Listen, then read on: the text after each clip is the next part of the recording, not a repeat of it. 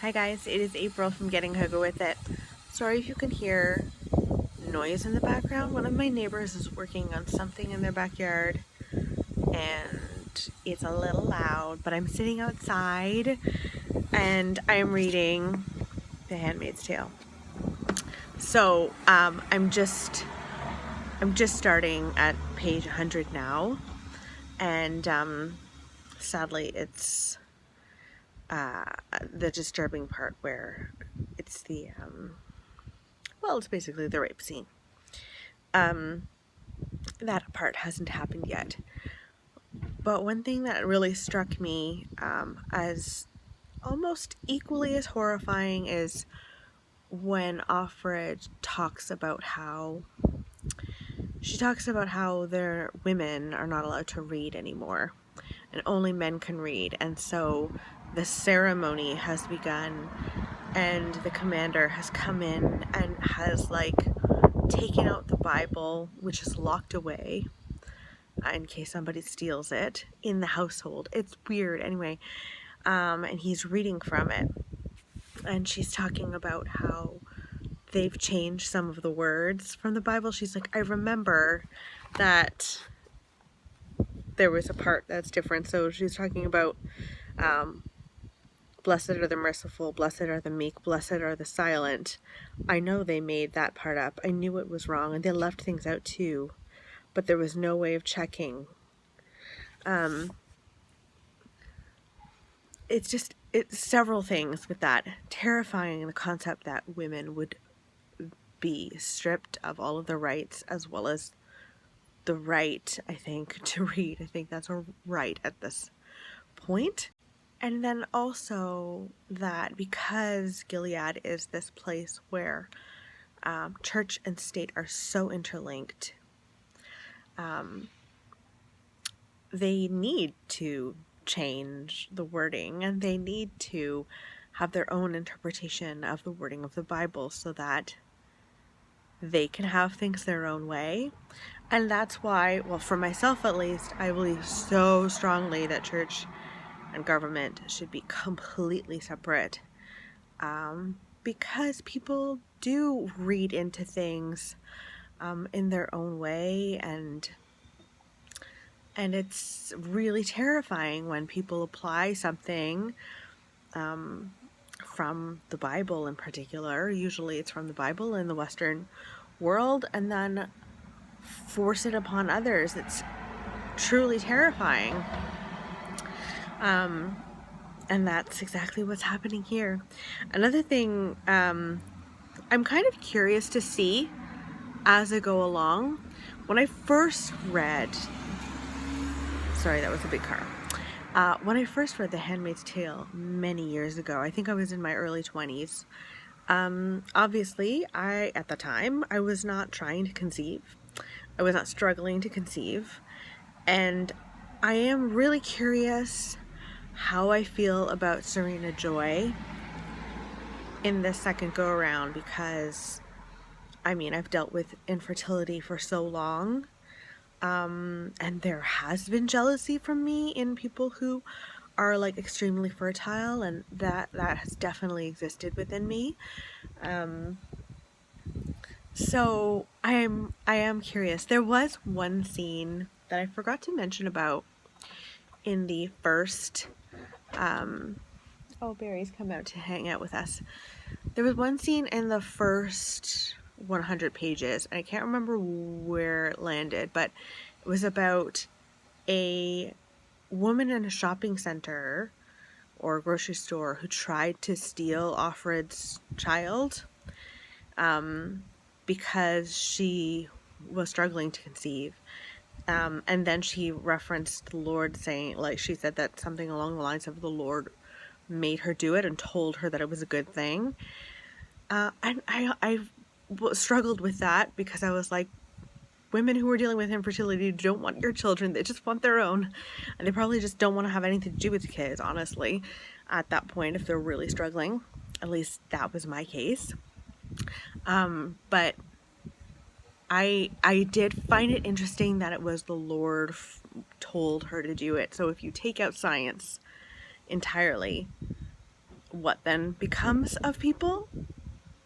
What becomes of their minds? I don't know, but I'm curious to see how I feel about Serena Joy as we go on. Sorry, this is a super long introduction. We've got these new chairs. They're plastic. They are not like super expensive at all.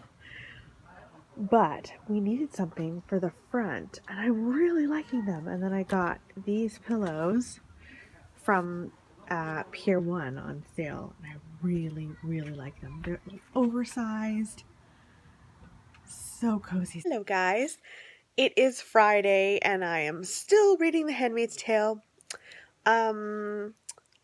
I just finished the part where the commander asks Offred to come into his study for the first time, and he asked her to sit and play Scrabble with him, I should say, and he also asks her to kiss him like she means it.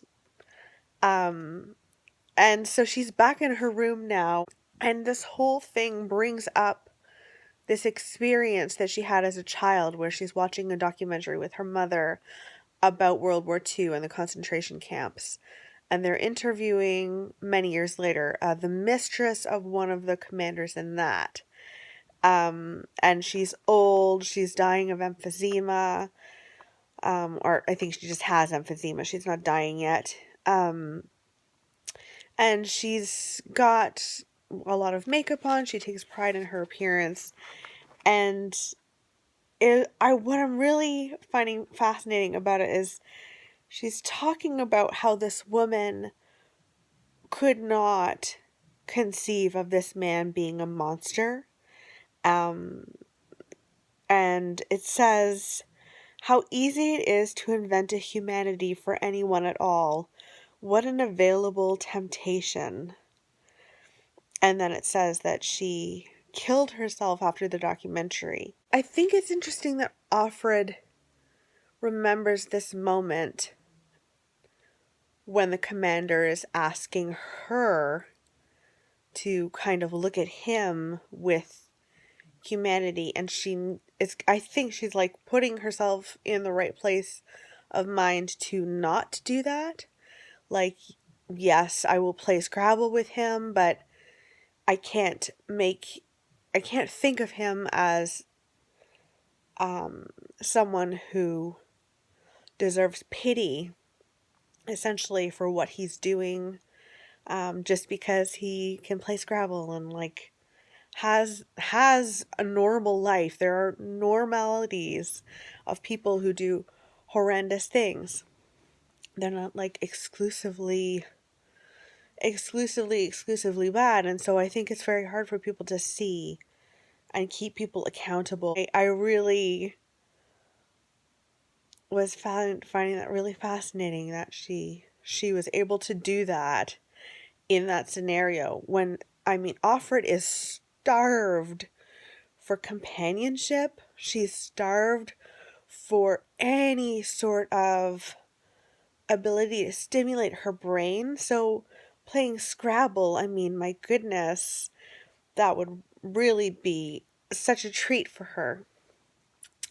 And yet she's able to hold on to what she knows to be true.